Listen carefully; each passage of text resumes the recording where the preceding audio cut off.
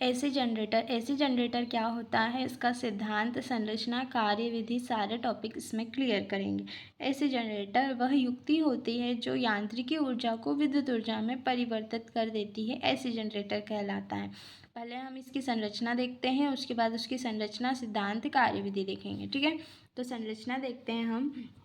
इसमें क्या होते हैं, दो चुंबक होते हैं, एन और एस चुंबक हमें दिख रहे हैं। जिसे क्षेत्र चुंबक कहते हैं हम। ए बी सी डी दिख रहे हैं। ए बी सी डी क्या है, तांबे के तार हैं।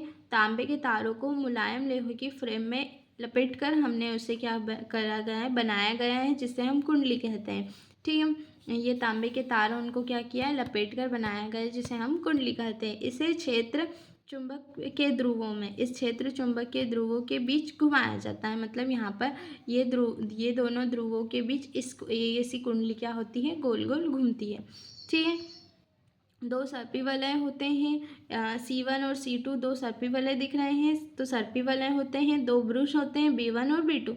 ये ब्रुश जो होते हैं वह एक ही जगह पर टिके होते हैं। ये ब्रुश धात्विक पत्तियों से बने होते हैं। ठीक है, अब इसकी संरचना हम पूरी अच्छे तरह से पढ़ते हैं।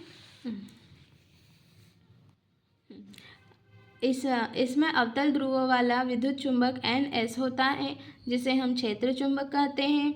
ए बी सी डी तांबे के तार को मुलायम लोहे की फ्रेम में लपेटकर बनाया गया है। कुंडली जिसे हम आर्मचर कहते हैं। आर्मचर मतलब हम जिसे ही कुंडली ही कहते हैं। ठीक है, इसे क्षेत्र चुंबक के ध्रुवों के बीच पर घुमाया जाता है।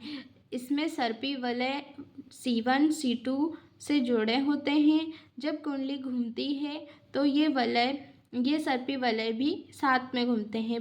ब्रुश B1 और B2 ब्रुश हैं जो धात्विक पत्तियों से बने होते हैं। ये स्थिर होते हैं। अभी मैंने बताया, जो मैंने बोला था वही का वही उसमें लिखा हुआ है। ठीक है, अब हम थोड़ा कार्यविधि देखेंगे, उसके बाद हम सिद्धांत पर आएंगे। ठीक है, तो कुंडली जो हमारी फ्रेम है ABCD को चुंबकीय क्षेत्र NS में हम घुमाने पर प्रेरित विद्युत वाहक बल उत्पन्न हो जाता है। इसमें क्या करते हैं हम, कुंडली को हम जैसे ही घुमाएंगे उसमें एक प्रेरित विद्युत धारा उत्पन्न हो जाएगी। प्रथम आधा चक्र जब घूमेगा तब क्या होगा, तब AB भुजा की जब आधा चक्र घूमेगा प्रथम अर्ध चक्र में, जब कुंडली को AB भुजा विद्युत चुंबकीय के लंबवत ऊपरी निकलती है और BC भुजा नीचे की ओर, जो फ्लेमिंग के बाएं हाथ के नियम से कुंडली में ABCD दिशा में धारा प्रवाहित होती है, परंतु दूसरे अर्ध चक्र में धारा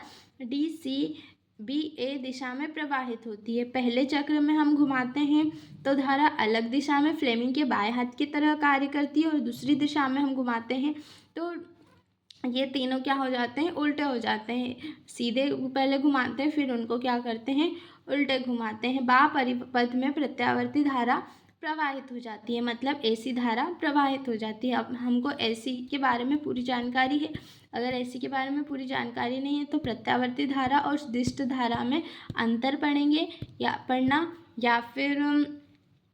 प्रत्यावर्ती धारा किसे कहते हैं, इसके बारे में अगले वीडियो में बताऊंगी। ठीक है, सिद्धांत पर हम आते हैं। सिद्धांत क्या होता है, जब कुंडली अपनी क्या होती है, जो हमने ABCD बनाया था वो को चुंबकीय क्षेत्र में हमने घुमाया। जब कुंडली को हमने चुंबकीय क्षेत्र में घुमाया तो उसमें संबंधित फ्लक्स में परिवर्तन हुआ। फ्लक्स में परिवर्तन होगा तो क्या होगा, विद्युत वाहक बल उत्पन्न हो जाएगा, और विद्युत वाहक बल उत्पन्न होगा तो हमारी क्या होगी, प्रेरित धारा उत्पन्न हो जाएगी। और प्रेरित धारा किसके नियम के अनुसार चल रही है, लेंज के नियम के अनुसार, फ्लेमिंग के दाएं हाथ के नियम के अनुसार ये जनरेटर क्या करता है, काम करता है। और AC जनरेटर का यही एक सिद्धांत है। Thank you. हमने पूरा टॉपिक क्लियर किया है और कुंडली भी पढ़ ली, सारी चीज़ें पढ़ ली।